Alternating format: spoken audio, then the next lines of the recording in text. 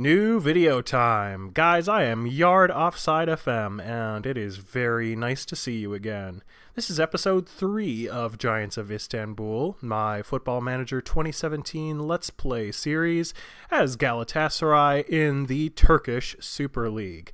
Guys, thanks for coming back for episode 3. You'll remember that in episode 2, we took on Besiktas and got absolutely destroyed here in the Turkish Super Cup to kick off the start of the Turkish domestic season.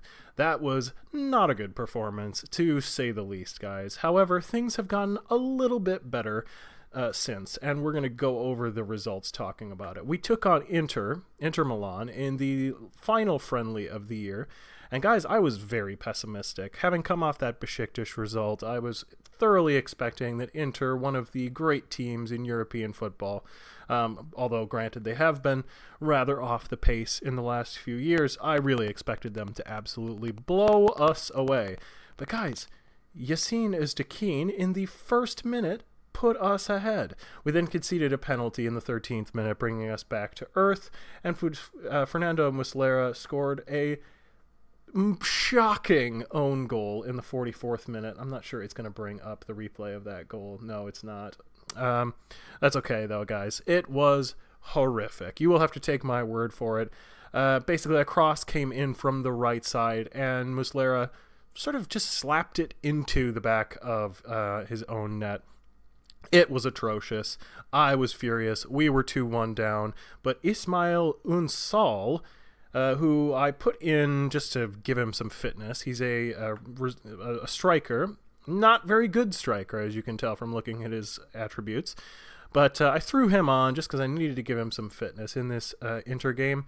He came on, and he equalized for us, guys, and we pulled out of the game with a 2-2 draw to head into the start of the domestic season.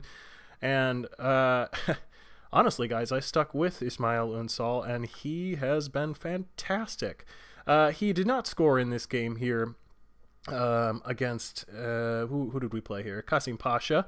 But he was involved in at least one of the goals for Schneider. He did really well to sort of pull a defender away, and it gave Schneider absolutely completely open lane. Schneider had a brace in this game, the opening game of the year. Ünsal I threw on at the end of the game as a substitute. He was really, really good. I think that 6.6 rating is not fair. And then against Antalyaspor, I started him. He did not score. However, he played very, very well, relatively well, given that he's a guy with absolutely no attributes. Looks like a total bag of shit on paper. Did come away with an injury, though, guys, and we missed him a bit. He came on as a substitute, but I was only able to use him for about 10 minutes because of his fitness issues. Came on in our most recent game against Başakşehir. But unfortunately, we did cough up an 89th minute goal that cost us this game here. Başakşehir evidently are, I think, projected to be 5th in the Turkish league, so it's not an awful result on the road, given that supposedly they are quite good. But it was frustrating to make it through the game, at 0-0, and then to lose that at the end here. So what we are going to do today is take on Gaziantepspor here in our second home game of the league campaign. I think we are expected to win, if I remember correctly. Gaziantepspor are in 15th or 16th in the league. It's not going to show on this screen. However, if I bring up competitions, we will be able to see the league table. And Gaziantepspor in 12th, so bottom half of the table. They're a point clear of relegation at the moment. Things are a bit tight, though, as we are still in the early part of the season. Guys, I mentioned that injury to Ismail Ünsal. That injury pales in comparison to the other injury issues that we have had. And if I just go to the Turkish Super League page, we can bring up the injury table if I remember which tab it is under. It must be under overview? No. Awards, transfers, stats, injury table. There we go, guys. Sorry about that. Okay, there we are.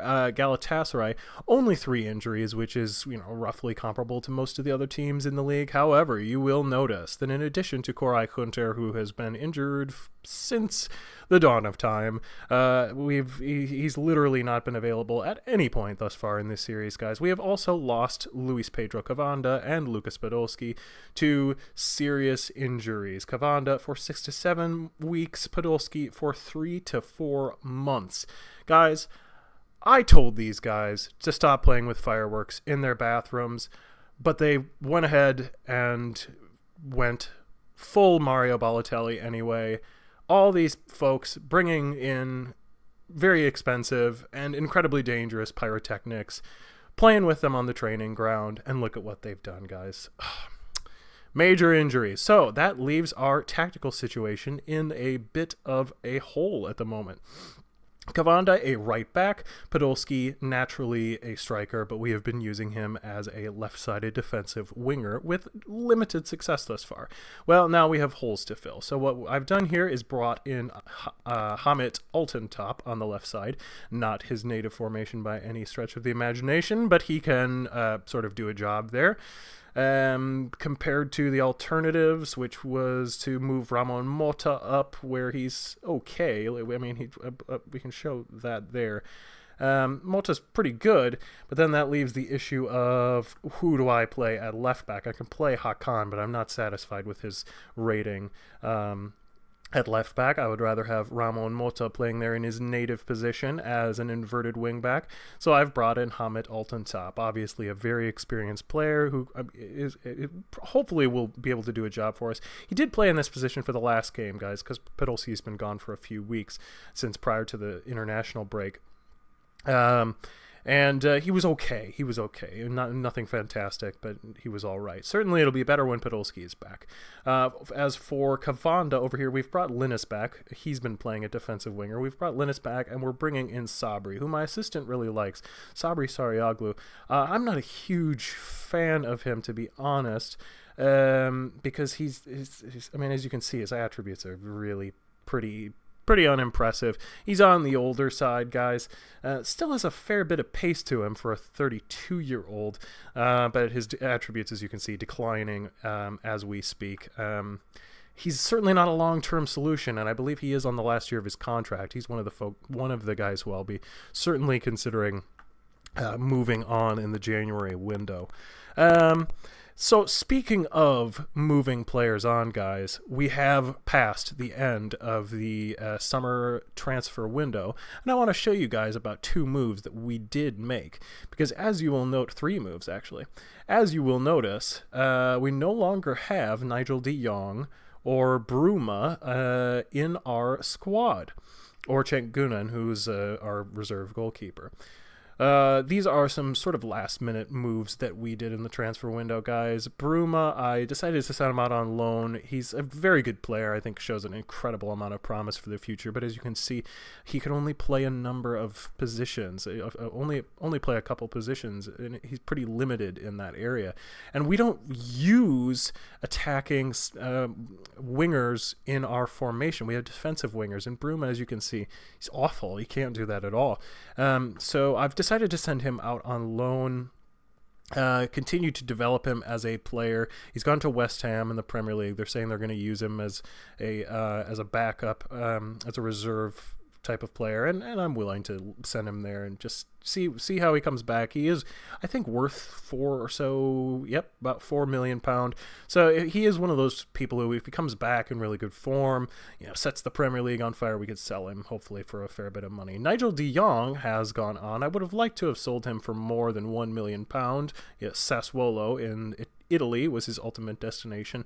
But in the end, I had plenty of offers for de Jong, but none of them were more than this $1 million amount. So I decided to move him on the last day of the transfer window.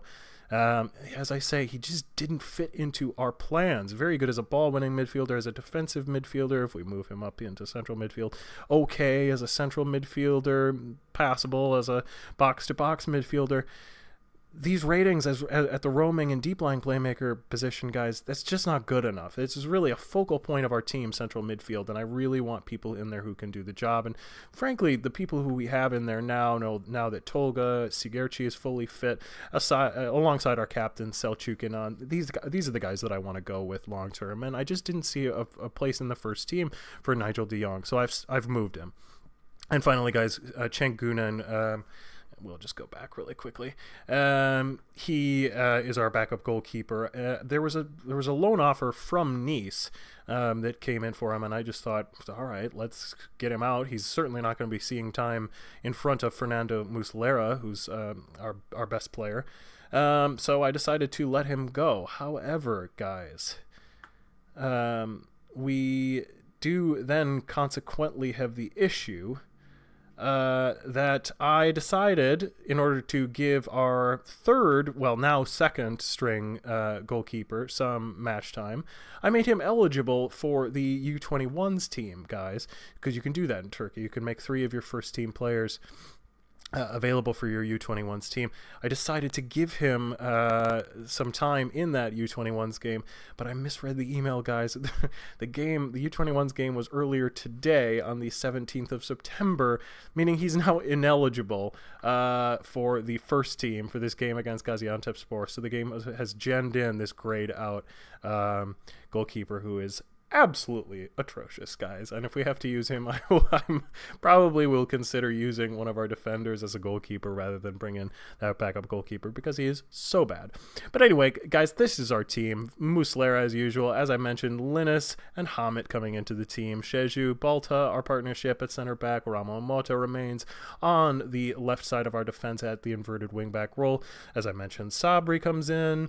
And of course, in the middle, Tolga and Selçuk on. Schneider continues to be our talisman at the attacking midfielder position, and as I mentioned, Ismail Ünsal, who's played so well at the start of the year, aside from 1 or 2 niggling little injuries, is going to be starting for us. As you can see, guys, as far as form goes, Ünsal, top of the list in our last 5 games. He's been very, very good, and while he hasn't actually scored any goals, when I made him eligible for a U21s game, I believe at the end of August, he scored a hat trick, and he's been playing, despite his lack of scoring, playing very well for our first team as well here. So, as I say, not a very good player in the attributes section, but, in Football Manager, if somebody's producing, you've got to use him, and so that's the plan at the moment, especially as Aaron Derdiak, our normal first team guy, has been struggling with blisters, apparently. I don't believe it's going to show up here. I haven't seen any evidence of an injury to him listed anywhere, but I keep getting occasional notices, let's see if it's in my inbox, about Derdiak, apparently, recovering from blisters.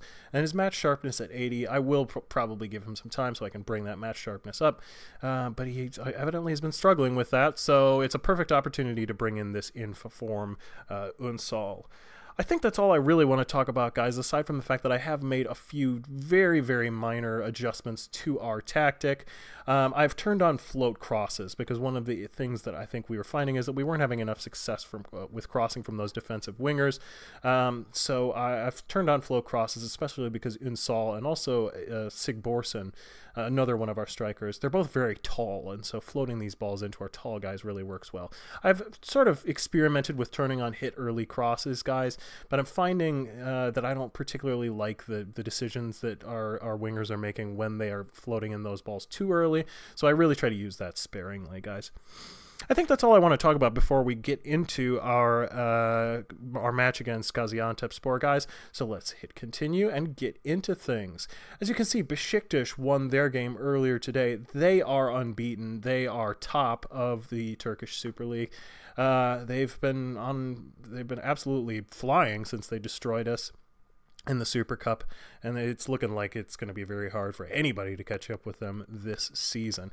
If we're looking here at Gaziantepspor's team, our scout thinks they're going to play very, very defensive with all these withdrawn players here, which, given our formation, looks like it could be a bit of a dull affair, but hopefully we'll be able to break through, guys, and get a result. We certainly need it, having dropped 3 points against Başakşehir here in the last game. So we've already looked at our team. Let's just get through here, guys. We've only selected... Oh, I see. It's not happy about the grayed out goalkeeper. Well, he's right here. Let's just use him. Correct? This is our grayed out goalkeeper. There. Is there a registration issue? There shouldn't be, because in Turkey you're allowed to play unregistered players if they're under 21 and they're Turkish, I believe. Yeah, it looks like it's processing. It's just running a little slow. So I'm expecting a win here against Gaziantepspor, guys, and it looks like the media are as well, as we are favorites. This gentleman up here saying he thinks it's going to be a draw. Certainly a 0-0 result could be on the cards given how defensive both teams will be setting up. Yes, it looks like they are going to go with that very, very deep 4-2-3-1 formation with that lone striker up top there. We'll see how this goes here.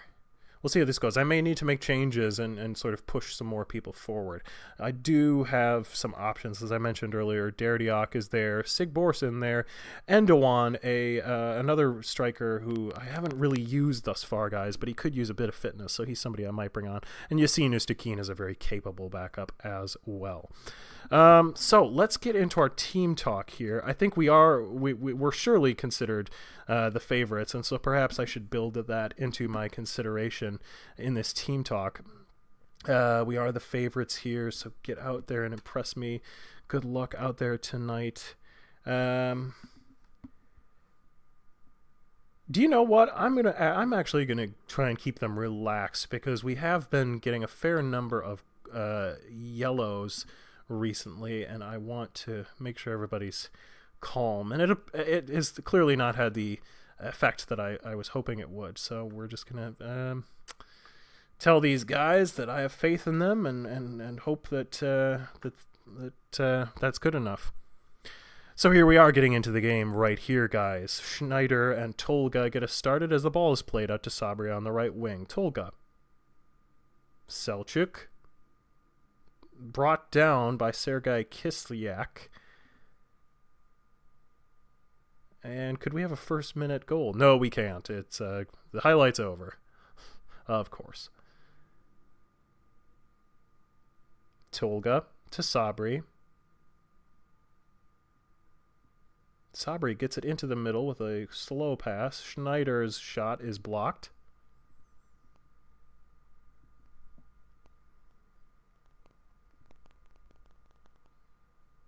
Selçuk, free kick from the top of the box, skies over the bar. Playing all right so far right now, guys. We certainly have had the better of the play, and I don't believe Gaziantepspor have had too many substantive chances as Mohammed goes in the book, and we have a corner. Oh, I thought maybe Tolga had a decent shot at that, but it looks like it is a penalty to Galatasaray here. Who will take it for us? I believe Selçuk is set as our main penalty taker, if I remember correctly. Looks like he will take it. Selçuk, correct. Oh, I thought he was perhaps going to miss that, but he has slotted it into the right-hand corner. Galatasaray lead 1-0 over Gaziantepspor.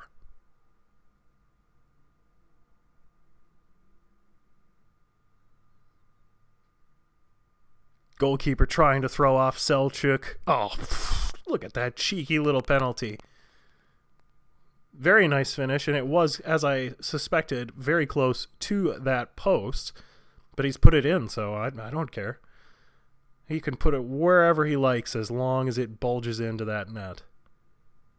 And we are leading, guys. And this will force Gaziantepspor to come out of their shell, which seems like tactically is not something that they prefer to do. Here's their striker. Oh, he should have scored. I didn't quite see what that guy's name was. Ongen or Onhen or something like that. Really should have put that away, and he's just put it over the bar. Didn't trouble Muslera at all. Bruno Mota. Kislyak. And another shot. Thought perhaps that might have been sneaking in, but it did fly over. So we still hold the lead here, guys. It's a little unnerving to see that sort of control in the midfield for Gaziantepspor, but we have collected possession now. Is this our highlight? Tolga gets it away to Sabri on the right side, who's played all right today, I think. Selçuk. Hamit. Hamit's still on the ball. Selçuk. Tolga. He has Schneider. Schneider. Shot is on target, but it's saved. Saved by, I believe, Ibanje is the goalkeeper's name. Selçuk from the corner. Dangerous ball, but it's been headed away, and it could be a counterattack here for Gaziantepspor. Schneider wins it back. Well done. Ismail Ünsal, who I talked up very much in the sort of pre-game part of the video, has been very quiet today, guys. I may have made a mistake in using him, but the injury issues surrounding Derdiak sort of made the decision easy for me. If Ünsal turns out to have a real clanger today, I'll just pull him out and go back to using Derdiak. Schneider. Oof. Looked like a first-time shot from Schneider after Selçuk laid it off for him, but that's well wide. Schneider does tend to do that. He takes, very long-distance shots that... Oh, Sheju scores with the back post. Was that a header? I'm not sure, but well done to work that from the set piece. I believe I had the players work on attacking set pieces in training prior to the game as well, so that's paid off as Sheju simply slots that home on his right boot. Well onside, and we do now have a 2-0 lead, and it's looking quite comfortable as I had hoped it would, guys. We needed to bounce back from that really upsetting loss, and Sabri wins the ball over on the right-hand side as I ramble. We needed to bounce back from that loss to Başakşehir, and it looks like we are well set to do it here in this dominating performance over Gaziantepspor. Tolga on the ball now. Selçuk. Schneider! Oh, well done. He put that shot on target. Ibanje equal to it. Selçuk from the corner again. Can we get another set-piece goal? Oh, Sheju had space. He should have shot it himself. Instead, he tried to lay it off for Sabri, who has had his shot blocked. And Gaziantepspor have ended that highlight. They've escaped, and it looks like they will bring their 2-0 deficit into halftime. Or can they have that deficit? Oh, a lot of space for Fatah. Is that his name? Mohamed Fatah. Muslera with the save. They'll have a late corner kick here. Terrible corner kick, and Tolga heads it away. That should do it. Definitely should do it, as the crosses completely missed the target. Right. Anything we'd say now would just complicate things, send the players out there without saying anything extra. I'm not sure I've ever seen an assistant coach recommend not saying anything. It's not my style. I think I will sort of tell the players that they're playing well. Before I do that, though, guys, I think I am going to make a substitution. I am a little bit concerned about how Ünsal has played. I may choose to bring him off. Let's just see if there's anybody who's really in need of being substituted. No, it looks like everyone's condition is okay. So I think I am going to take off Ismail Ünsal, guys. At 6.4, that's a dramatic fall off from the way he was playing in those first few games of the year, guys. So I am going to bring on either Derdiak or Sigborsson. I'm a little between two minds, as Derdiak is very much the better player, but as I mentioned in the last episode, guys, Sigborsson fits the poacher role a little bit better. I am going to bring on Sigborsson, actually. I think, if I remember correctly, he could use a little bit of match sharpness. Yes, he could. So let's get Sigborsson on. Send him out there. If he doesn't play well, he doesn't play well, but at least we've given him the match sharpness, and we're still giving Derdiak some time to recover from that niggling blister injury,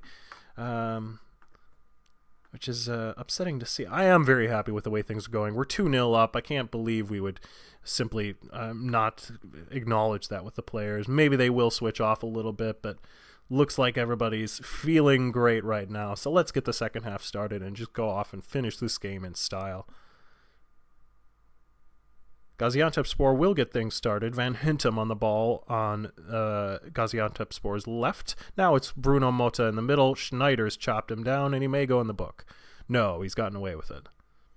Altentop on a yellow. I'd forgotten about that. We may have to bring him off. Oh, Selçuk and on. Just misses the target from that free kick. He's been absolutely outstanding today. Van Hintem. He himself misses a free kick. Tolga. Oh, for a moment I thought he had Sigborsson in front of him. But it's now going the other way with Angan. Very, very, very optimistic shot. Muslera easily saves it.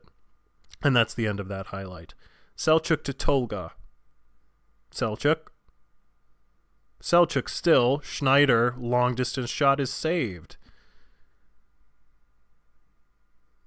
Yet another set piece. Can we make it 3 here? Selçuk, oh, it was dangerous. Tolga was making a run. Instead, it's gone to Sabri, whose cross is blocked. Sheju should recover this. He does. And it's the end of the highlight. Everybody's still doing okay on condition, and as such, I think I'll just leave things as they are. If there are no highlights, then there are no highlights. Selçuk puts it on target. Itanje with the save. Sigborsson offside. I should use another substitution here, but I do want to just see what happens in this highlight here, as we do have possession. Selçuk has been all over the place today, in a good way. He's been absolutely outstanding. Schneider, well wide. Looked like he was a fair bit high as well.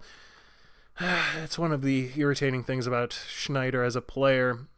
I had mentioned in a prior episode, guys, that one of the things that was upsetting me was I felt like people were shooting on sight even though I didn't have this shout ticked. I think part of that is just that's what Wesley Schneider does. He just takes those long distance shots, and that's something that I sort of just have to live with. Perhaps I ought to consider him in a different role. Maybe the attacking midfielder role involves a lot of shooting from distance, and I should perhaps have a look at that. I don't know. He does score some absolute screamers, and I'm hesitant to make any major changes.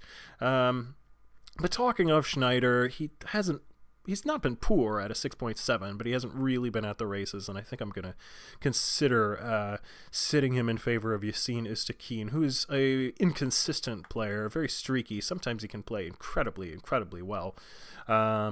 But he also sometimes just has some absolute clangers of games, and that's a little frustrating. But decent player. He doesn't particularly fit well into any area of the team. As you can see, he's also an option that I can use on the left, and that was something I considered doing after we did lose Podolski. But Yassine, not that much better than Hamet. And I don't feel he is as consistent a performer as Altentop is. But we'll bring him in because, as I say, occasionally he can play really well. As I say, he did score in that first-minute goal against Inter Milan in our final preseason friendly of the year. So, he could do well here. Let's bring him on. Seemed to be in a positive mood as well. Let's unpause this, guys. Gaziantepspor in possession. This game should be away from them, but then we did concede a late goal against Başakşehir as well, and that would be concerning if that were to repeat itself here.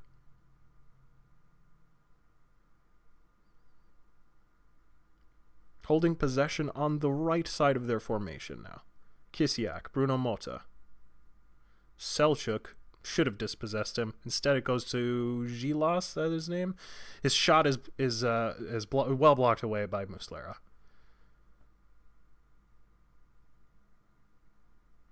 And we've made a substitution immediately before defending a corner kick, which, as everyone knows, should never do. But we neutralize that threat, and we'll have a corner from the other side.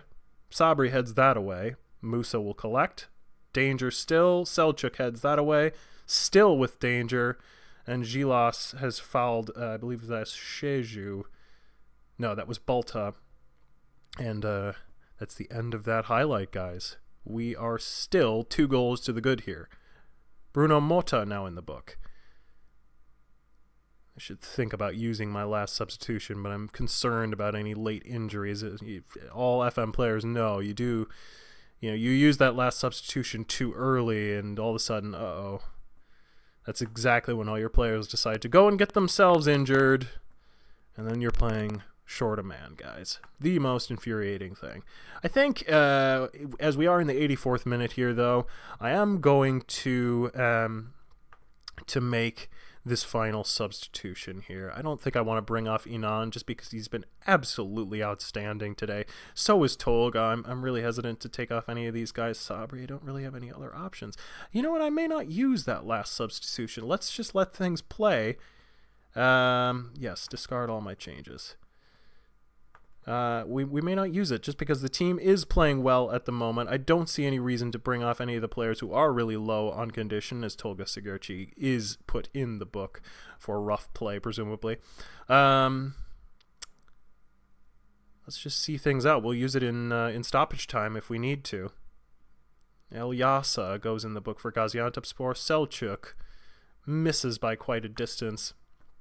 Let's just use a random substitution here to waste time. The old Jose Mourinho move. Shall I bring on Josue? He is still struggling for sharpness, and I think he's one of those players who is a really useful, if not very important player here. Let's bring him on. Let's just give Selçuk a chance to run out in front of the fans because he's been so outstanding today. Go on, Josue. I believe we've got what it takes. He's loving it. He's loving it. We're all loving it. The home fans are going to be delighted here as we do make that substitution to waste time. I don't know if that actually works in FM, guys, to waste time with substitutions. I would assume so. FM works really hard on verisimilitude, and of course in real life substitutions are frequently used to waste time. Tolga has a bit of space here. He has it tackled away. Kangwa, stripped by Sheju, who apparently fouled him. Looked clean. This should be it, guys. This should be the end of the match, and we should be coming away 2-0 winners here against lowly Gaziantepspor. A very important win in which we played quite well. We're comprehensively the better side, and a game in which we needed to win in order to bounce back from that disappointing loss to Başakşehir. There could be one last chance, though, but it's flown over the top, and that should be the match's last action. It is full time. We've won. That was really, really exciting to see. Really, really nice to come out, to play well, to see the players gelling with the tactic. A little bit disappointed to see Ismail Ünsal play that. To see him play that poorly at a 6.4. I think he was probably the worst player on the pitch for us. Yeah, he was.